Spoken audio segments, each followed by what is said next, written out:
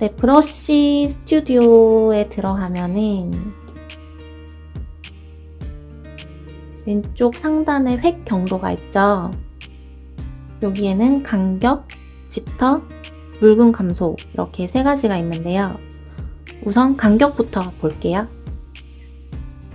보시면 간격을 0으로 맞춰놨을 때 브러쉬를 한번 해볼게요. 우리가 일반적으로 보는 그냥 그런 직선이에요.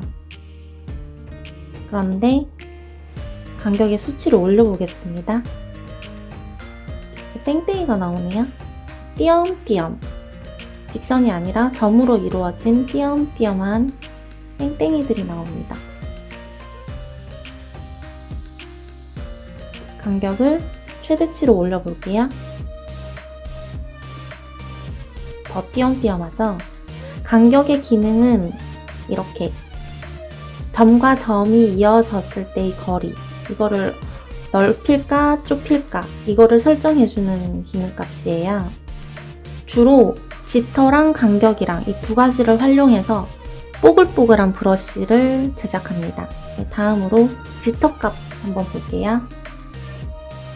간격을 다시 0으로 맞춰주고 눈에 더 띄게 확 올려볼게요. 짙어 값을 올리면 이렇게 처음과는 완전 많이 다르죠. 브러쉬를 조금 줄여가지고 그어볼게요. 이게 짙어값 0일 때, 이게 짙어값 최대일 때 어때요? 브러쉬를 따라서 직선이 나오는 게 아니라 땡땡이들 무더기가 나오죠. 이게 짙어값이에요. 짙어는 브러쉬가 지나가는 방향을 기준으로 점 단위의 모양들을 흩어지게 하는 기능입니다. 라고 여기 적혀져 있어요. 아까 말씀드렸죠? 주로 간격과 짙어를 함께 조절하여 뽀글뽀글한 브러쉬를 만듭니다. 매력쩌는 수전증 도로잉 펜이라는 브러쉬가 있어요. 이 브러쉬가 제가 드로잉 할 때 사용하려고 만든 브러쉬인데 여기 있는 간격과 짙어를 적절히 활용을 해서 만든 브러쉬예요. 나는 뽀글뽀글한 브러쉬 펜이 있었으면 좋겠다. 그런 경우에 좀 전에 보신 간격과 짙어 값을 적절하게 잘 활용을 해서 만들어 주시면 됩니다. 다음으로 넘어가 볼게요. 이제 획 경로의 마지막 묽음 감소 기능을 볼 건데요. 묽음 감소 기능은 끝단 처리가 연해지는 기능이에요. 보시면 아무것도 설정 안 했을 때는 일반적인 저희가 아는 직선 브러쉬가 나오죠. 여기서 묽음 감소 기능을 수치를 50 정도로 줘볼게요. 어때요? 뚝뚝 끊기죠?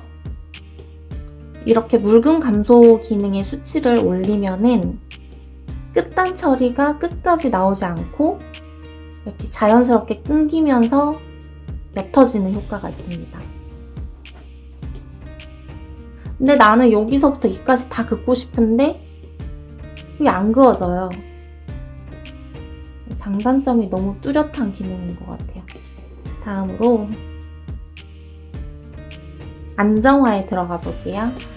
안정화에는 스트림라인, 안정화, 모션 필터링 이렇게 세 가지가 있는데요. 하는 기능은 다 이 세 가지가 똑같다고 보시면 되는데 스트림라인보다는 안정화, 안정화보다는 모션 필터링이 더 강하게 기능을 한다고 보시면 돼요. 일단 스트림라인 기준으로 설명을 드릴게요. 스트림라인에는 양 그리고 압력 이렇게 두 가지가 있는데요. 제가 양을 0으로 두고 직선이랑 꼬부랑선을 그려볼게요. 직선을 그릴게요. 제가 살짝 수전증이 있거든요. 이게 덜덜덜 떨리는 이게 다 보여요. 하지만 그림을 이렇게 그리면은 그림이 조금 없어 보이잖아요. 그럴 때 아까 우리가 본 안정화의 스트림라인 이 양을 슉 올려줄게요. 똑같이 약간 떨면서 그리고 있는데 떠는 게 안 느껴져요. 이 떨림을 꽉 잡아주는 그런 기능이에요. 나는 그림 그릴 때 좀 손을 떠는 편이야. 이런 분들은 스트림라인의 양 아니면 안정화의 양을 올리셔도 되고요. 어쨌든 이 양 부분을 올리시면은 흔들리는 손 느낌이 조금 보완이 됩니다. 다음 넘어갈게요. 안정화의 압력은 펜의 압력에 얼마만큼 영향을 받는지 설정하는 기능입니다. 수치를 올릴수록 더 민감하게 반응해요. 그래서 내가 힘을 뺀 부분과 힘을 준 부분을 더 캐치를 잘하는 거죠. 이게 압력 기능이고요. 다음에는 끝단 처리.